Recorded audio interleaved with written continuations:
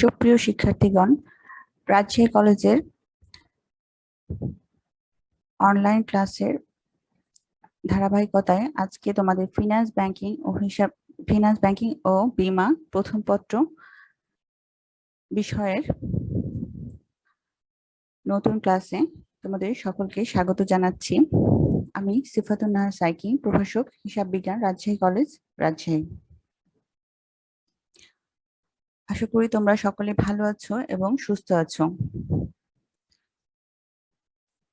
আমরা গত ক্লাসে সপ্তম অধ্যায় পড়েছিলাম, কিন্তু তোমাদের যেহেতু 2022 সালে তোমরা যে পরীক্ষা দিবে সেই অনুযায়ী যে সিলেবাস দেয়া হয়েছে, সেখানে আবার নতুন করে তোমাদের যে শিক্ষা বোর্ড থেকে সিলেবাস প্রণয়ন করা হয়েছে, সেখানে তোমাদের প্রথম, তৃতীয়, ষষ্ঠ, অষ্টম এবং নবম অধ্যায় সংযুক্ত করা হয়েছে। এই সংক্ষিপ্ত সিলেবাসের উপর তোমাদের পরীক্ষা হবে। সেই কারণে আমি তোমাদের আজকে একটি নতুন অধ্যায় শুরু করতে যাচ্ছি। আমরা আজকে অধ্যায় ষষ্ঠ, দীর্ঘমেয়াদী অর্থায়ন, এই অধ্যায় শুরু করব।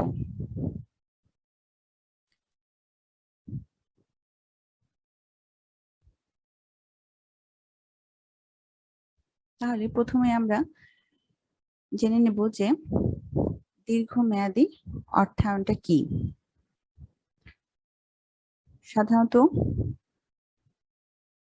পাবলিক লিমিটেড কোম্পানি বা যৌথ মূলধনী কোম্পানি বা বৃহৎ প্রতিষ্ঠানগুলো তাদের স্থায়ী মূলধন গঠনের জন্য বা স্থায়ী মূলধন তৈরির জন্য দীর্ঘমেয়াদী অর্থায়ন বা দীর্ঘমেয়াদী অর্থায়নে সংগ্রহ করে থাকে।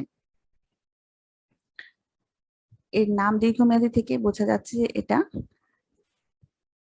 দীর্ঘ সময়ের জন্য এই অর্থায়নটা করা হয়।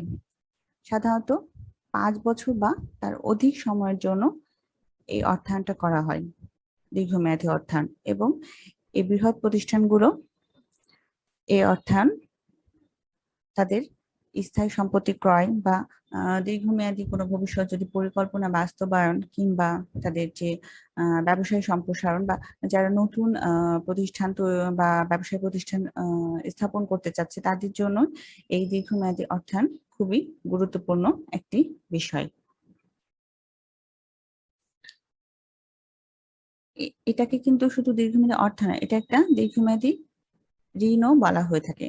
কেননা শুধু মূলধন সংগ্রহের জন্য অনেক সময় দীর্ঘমেয়াদী ঋণের মাধ্যমে এই অর্থটা সংগ্রহ করা হয়ে থাকে।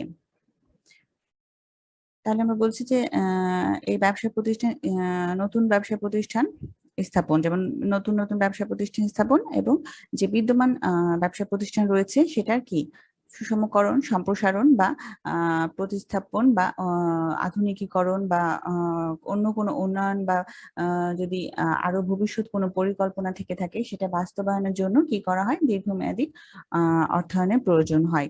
এই যৌথ মূলধনী কোম্পানি বা পাবলিক লিমিটেড কোম্পানি বা বৃহৎ যে ব্যবসা প্রতিষ্ঠান রয়েছে সেই ব্যবসা প্রতিষ্ঠানগুলোর এই অর্থায়নের মেয়াদকাল সাধারণত 5 বছর বা তদূর্ধ্ব হয়ে থাকে, বা 7 বা 10 বছর এই ধরনের সময়কালের জন্য এই অর্থায়নগুলো হয়ে থাকে।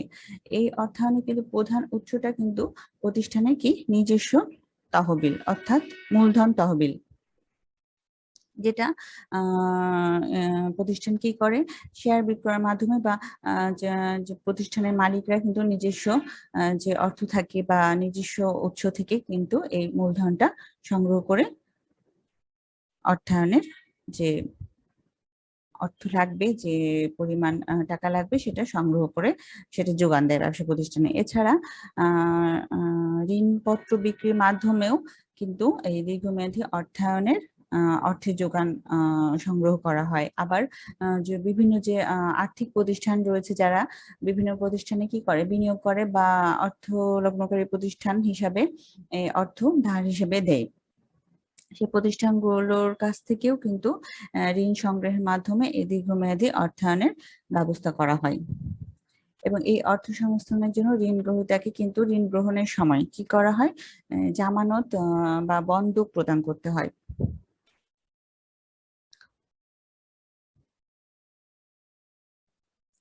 এবং এই যে দীর্ঘমেয়াদী অর্থায়নের উৎসের কিন্তু বৃহৎ প্রতিষ্ঠানগুলোতেই কিন্তু এর ব্যবহার অধিক পরিমাণে হয়ে থাকে।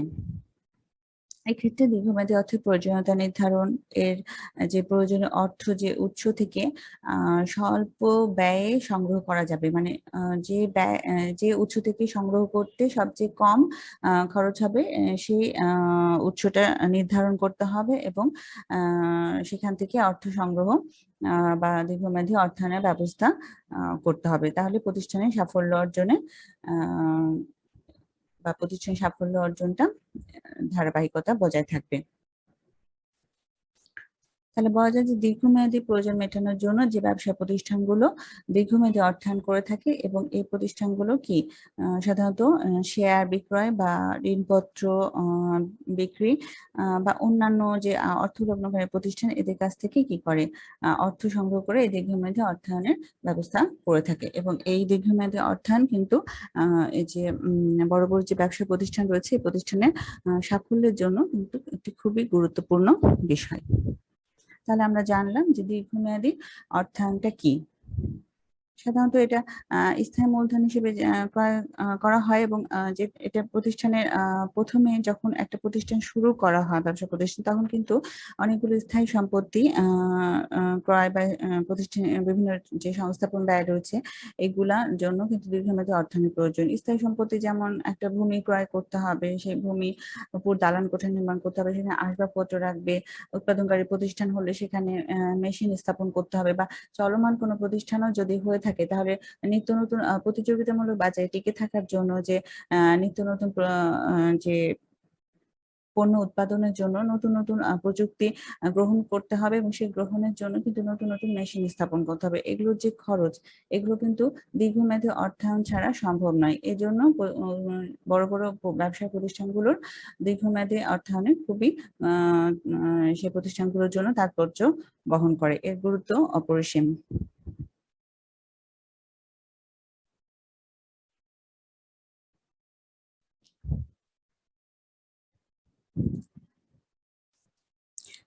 এখন আমরা দেখব যে দীর্ঘমেয়াদী অর্থায়নের বৈশিষ্ট্য।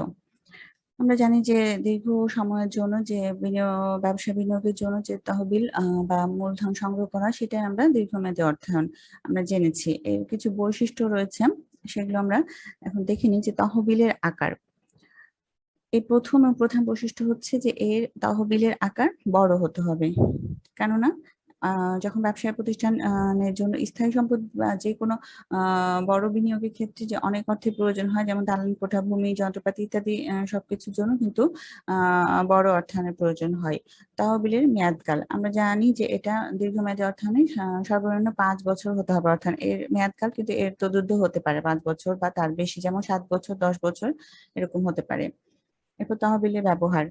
এইটা সাধারণত দীর্ঘমেয়াদী বা স্থায়ী সম্পত্তি ক্রয়ের জন্য যেমন ভূমি, দালান কোঠা, আসবাবপত্র ইত্যাদি দীর্ঘমেয়াদী আ আ পরি বা অন্যান্য দীর্ঘমেয়াদী পরিকল্পনা বাস্তবায়নের জন্য এই তহবিল ব্যবহার করা হয়ে থাকে। তহবিলের প্রকৃতি কেমন?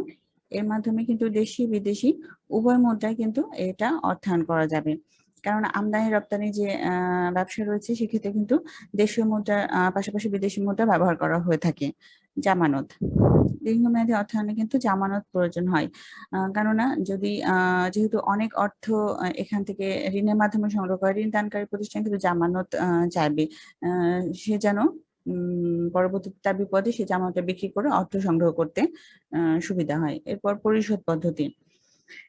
দীর্ঘমেয়াদী অর্থায়নের পরিশোধ পদ্ধতি কিন্তু বিভিন্ন রকম হয়ে থাকে। যেমন মাসিক, ত্রৈমাসিক, ষান্মাসিক বা এমনকি বার্ষিক কিস্তিতেও ঋণ পরিশোধ করা হয়ে থাকে। আনুষ্ঠানিকতা। এর দীর্ঘমেয়াদী এটা একটা ব্যাপার। সেহেতু এর আনুষ্ঠানিকতা অনেক বেশি। নানা রকম আনুষ্ঠানিকতা পালনের মাধ্যমে এই পদ্ধতি ফলো করা হয়। ঝুঁকি। দীর্ঘমেয়াদী অর্থায়নে ঋণদাতার যথেষ্ট পরিমাণে কিন্তু ঝুঁকি নিতে হয়। কেননা ঋণ পাওয়ার ব্যাপারে তার সন্দেহ থাকতে পারে।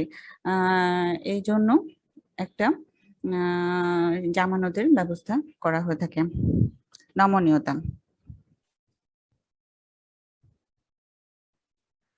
দীর্ঘমেয়াদী অর্থায়নে আরেকটি গুরুত্বপূর্ণ বৈশিষ্ট্য যে এটি এবং স্বল্প এবং মধ্যমেয়াদে কিন্তু দীর্ঘমেয়াদী অর্থায়নের আরেকটি গুরুত্বপূর্ণ বৈশিষ্ট্য হচ্ছে নমনীয়তা। এটি স্বল্প এবং মধ্য ২ মেয়াদেই রূপান্তর করা সম্ভব।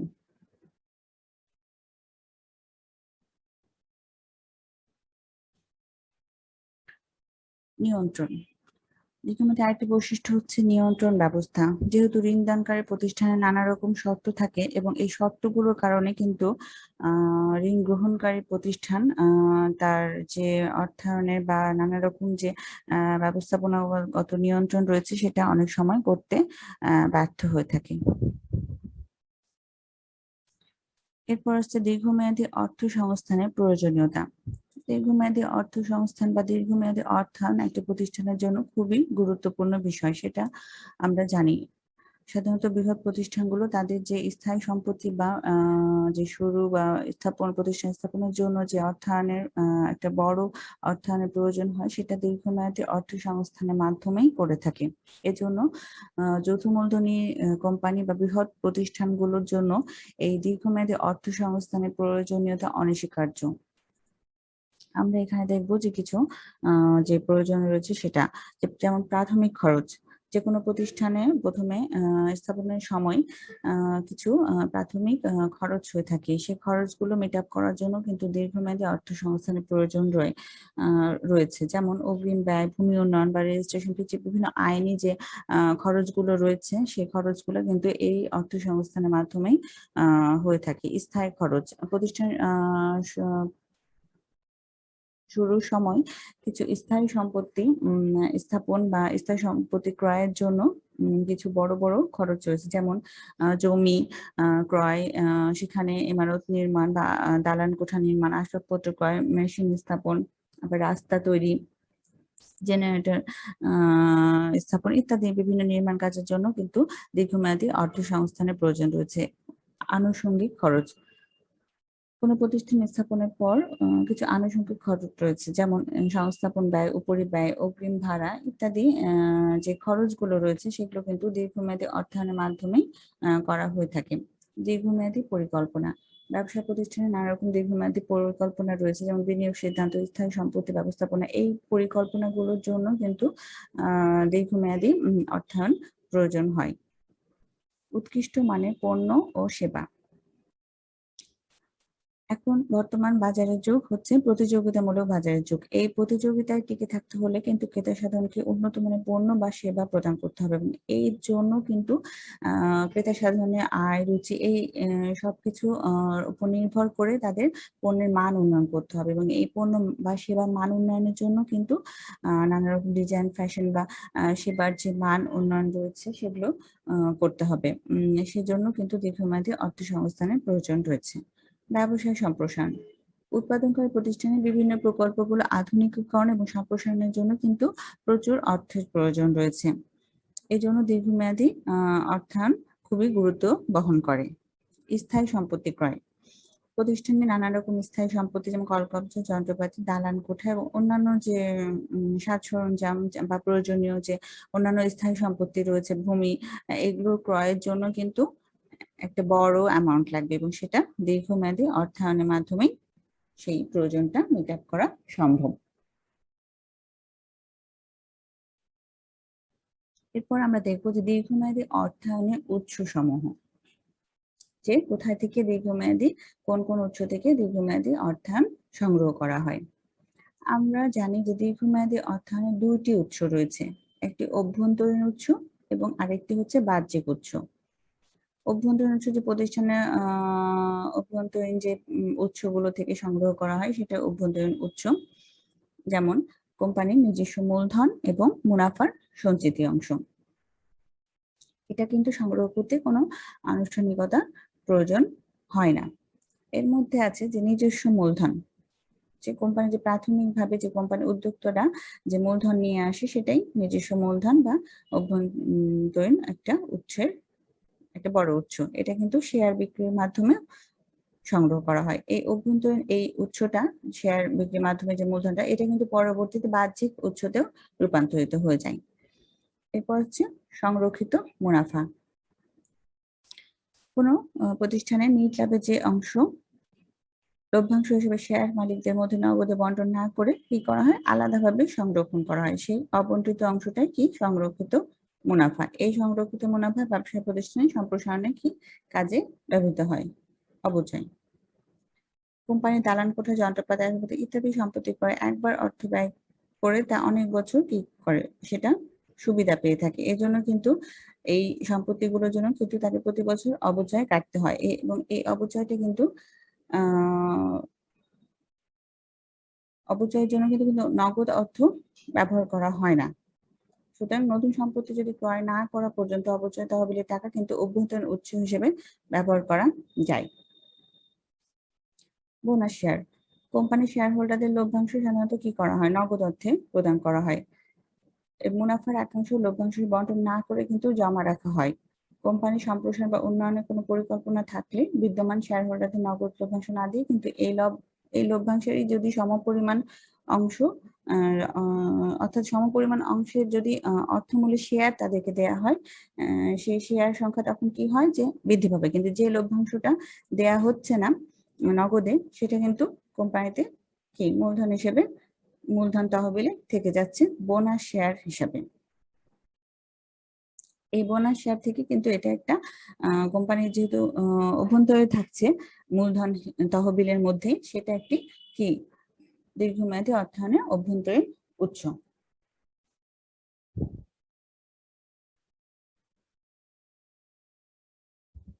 এরপর আসছে বাহ্যিক উৎস। আচ্ছা, বাইরে থেকে যে মূলধন সংগ্রহ করা হয় প্রতিষ্ঠানের জন্য সেটা কি বাহ্যিক উৎস। এর মধ্যে আছে কি সাধারণ শেয়ার মূলধন। যে কোম্পানি শেয়ার বিক্রি করে যে মূলধন সংগ্রহ করে সেটাই সাধারণ শেয়ার মূলধন। এটার মধ্যে আছে প্রাথমিক শেয়ার বিক্রয়। এই কোম্পানি সাধারণ স্টককে কি কতগুলো ক্ষুদ্র অংশে ভাগ করা হয়। এই ক্ষুদ্র অংশগুলো কি এক একটি শেয়ার এবং এই শেয়ারগুলো কি করা হয়, জনগণের নিকট বিক্রি করে মূলধন সংগ্রহ করার ব্যবস্থা করা হয়। আরেকটা হচ্ছে পূর্বাধিকার শেয়ার বিক্রয়। যে প্রাথমিক শেয়ার বিক্রির পর আবার যদি কোম্পানির বেশি টাকার প্রয়োজন হয় বা অতিরিক্ত অর্থের প্রয়োজন হয়, তখন যে বর্তমান যে শেয়ার হোল্ডাররা রয়েছে তাদেরকে কি করা হয়, অগ্রাধিকার ভিত্তিতে আবার তাদের কাছে শেয়ার বিক্রি করা হয়। এটা হচ্ছে পূর্বাধিকার শেয়ার বিক্রয়, যে তাদেরকে আগে অধিকার দেওয়া হবে। এটা কিন্তু অগ্রাধিকার শেয়ার মূলধনের মতোই, যে অগ্রাধিকার শেয়ার মূলধনের মাধ্যমেও কিন্তু কোম্পানি দীর্ঘমেয়াদী অর্থ সংগ্রহ করে এবং এই অগ্রাধিকার শেয়ার মালিকরা লভ্যাংশ প্রাপ্তি এবং কোম্পানির বিলোপ সাধনের সময় যে স্থায়ী সম্পত্তি বিক্রির মাধ্যমে যে অর্থ প্রাপ্তির যে সুযোগ, সেটা কিন্তু অন্যান্য শেয়ার হোল্ডারদের চেয়ে আগে এরা ভোগ করে থাকে। এরপর আসছে বন্ড বা ঋণপত্র। দীর্ঘমেয়াদী অর্থায়নের আরেকটি গুরুত্বপূর্ণ উৎস হচ্ছে বন্ড বা ঋণপত্র। সাধারণত প্রতিষ্ঠান ঋণপত্র ইস্যু করে থাকে এবং দীর্ঘমেয়াদী অর্থায়নের বা তহবিল সংগ্রহের জন্য। এই ঋণপত্র যারা ক্রয় করে তারা কি কোম্পানির কিন্তু তারা মালিক নয়, তারা হচ্ছে কি পাওনাদার এবং তারা কিন্তু লভ্যাংশ প্রাপ্ত হয় না, তারা একটা নির্দিষ্ট হারে সুদ পায় এবং এটা একটা চুক্তির মাধ্যমে করা হয়। প্রাতিষ্ঠানিক উৎস। বিভিন্ন কোম্পানি বিভিন্ন যে অর্থ লগ্নকারী প্রতিষ্ঠান রয়েছে, বিনিয়োগকারী প্রতিষ্ঠান রয়েছে, তাদের কাছ থেকে কিন্তু দীর্ঘমেয়াদী অর্থ বা অর্থ সংস্থান করে থাকে। যেমন দীর্ঘমেয়াদী এই প্রাতিষ্ঠানিক উৎসগুলোর মধ্যে রয়েছে যে বিনিয়োগ ব্যাংক, বীমা কোম্পানি, তারপর বিভিন্ন উন্নয়ন যে অর্থায়ন যে প্রতিষ্ঠান রয়েছে, তারপর ইজারা কোম্পানি, এইরকম বিভিন্ন বিশেষায়িত আর্থিক প্রতিষ্ঠানগুলো রয়েছে যারা কি করে এই বড় বড় কোম্পানিগুলোতে অর্থ ঋণ দান করে থাকে বা অর্থ সংগ্রহের ব্যবস্থা করে থাকে। তাহলে আমরা জানলাম দীর্ঘমেয়াদী যে অর্থায়ন এর উৎস, দুইটি উৎস কথা, যে অভ্যন্তরীণ এবং বাহ্যিক। এরপর আমরা দেখবো যে শেয়ার এবং ঋণপত্র, যেটা দীর্ঘমেয়াদী অর্থায়ন একটি গুরুত্বপূর্ণ যে মূলধন সংগ্রহের উৎস। শেয়ার, এখানে একটু বানান ভুল হয়েছে, এখানে শেয়ার হবে, শেয়ার এবং ঋণপত্রের মধ্যে পার্থক্য। সংজ্ঞাগত যে পার্থক্য রয়েছে, যে শেয়ার হচ্ছে কি যৌথ মূলধন কোম্পানি বা পাবলিক লিমিটেড কোম্পানি, যে মূলধনটা ক্ষুদ্র ক্ষুদ্র অংশে, স্টকটা ক্ষুদ্র ক্ষুদ্র অংশে ভাগ করা হয়, সেটা হচ্ছে এক একটি শেয়ার। আর মূলধন ঋণপত্র কি ঋণপত্র হচ্ছে কোম্পানির ঋণের দলিল, যেটা কোম্পানি জনগণের নিকট বা ঋণ দানকারী প্রতিষ্ঠানের নিকট থেকে দীর্ঘমেয়াদের জন্য সংগ্রহ করে থাকে। মালিকানার ধরন, শেয়ার ধারণকারীগণ কি কোম্পানি মালিক, কিন্তু ঋণপত্র যারা ক্রয় করে থাকে তারা কিন্তু কোম্পানি মালিক নয়, তারা কোম্পানির পাওনাদার। প্রতিদান স্বরূপ শেয়ার মালিকগণ বছর শেষে লভ্যাংশ পায়, আর ঋণপত্রের মালিকগণ নির্দিষ্ট হারে সুদ পায়। শেয়ার মালিকদের ভোটাধিকার থাকে, কিন্তু ঋণপত্রে মালিকদের ভোটাধিকার থাকে না। অংশগ্রহণ, শেয়ার মালিকরা কোম্পানি পরিচালনায় অংশগ্রহণ করতে পারে, কিন্তু ঋণপত্রের মালিকরা যেহেতু তারা পাওনাদার, এরা কোম্পানি পরিচালনায়, তারা কোম্পানির মালিক নন, তারা পাওনাদার, তারা কোম্পানি পরিচালনার জন্য অংশগ্রহণ করতে পারে না।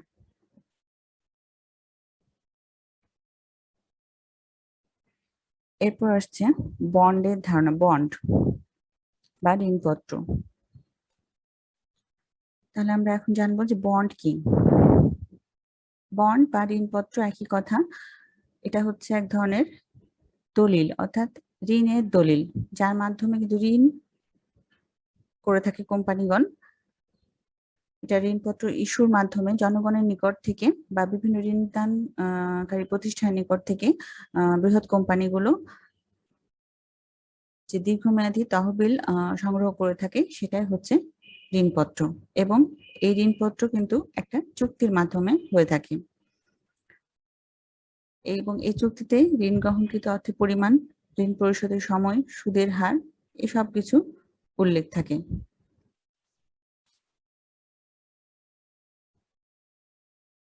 এবং এটা মূলত একটা স্বীকৃতিপত্র, যেটা কোম্পানি ইস্যু করে থাকে জনগণের নিকট থেকে ঋণ গ্রহণের জন্য।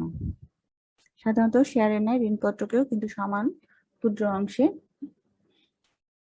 এককে ভাগ করা হয়ে থাকে, এবং তার মাধ্যমে ঋণ সংগ্রহ করা হয়। এবং ঋণপত্রে এরকম এক একটা এককের মূল্য থাকে, সাধারণত 1000, 3000 বা 10,000 টাকা মূল্যের ঋণপত্র বা বন্ড বাজারে ইস্যু করা হয়। তাহলে আমরা বলতে পারি যে বন্ড বা ঋণপত্র হচ্ছে ঋণ গ্রহণকারী ও প্রদানকারীর মধ্যে এমন একটা চুক্তিপত্র, যার মধ্যে কি থাকে, ঋণকৃত অর্থের পরিমাণ, ঋণ পরিশোধের নিশ্চয়তা, সুদের হার এবং পরিশোধের তারিখ ইত্যাদি উল্লেখ থাকে।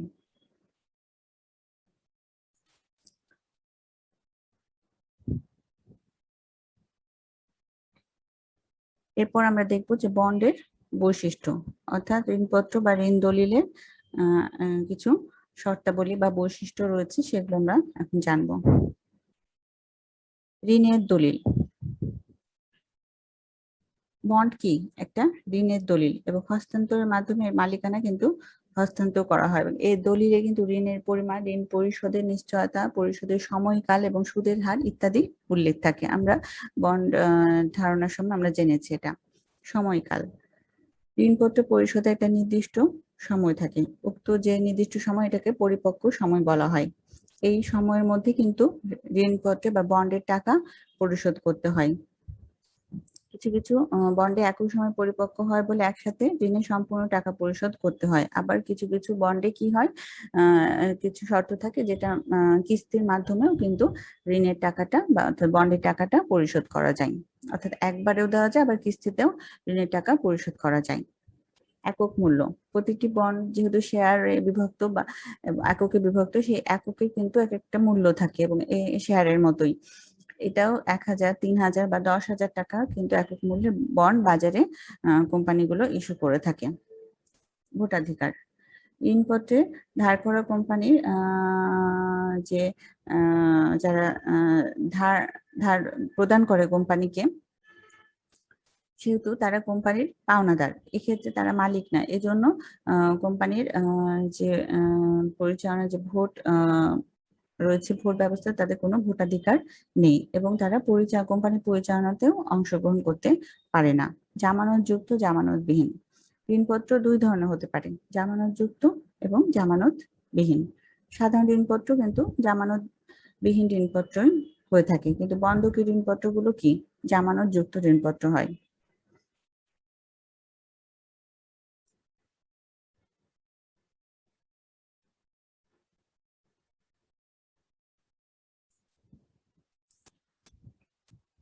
আজকের অনলাইন ক্লাসে ধৈর্য সহকারে অংশগ্রহণের জন্য তোমাদের সকলকে ধন্যবাদ।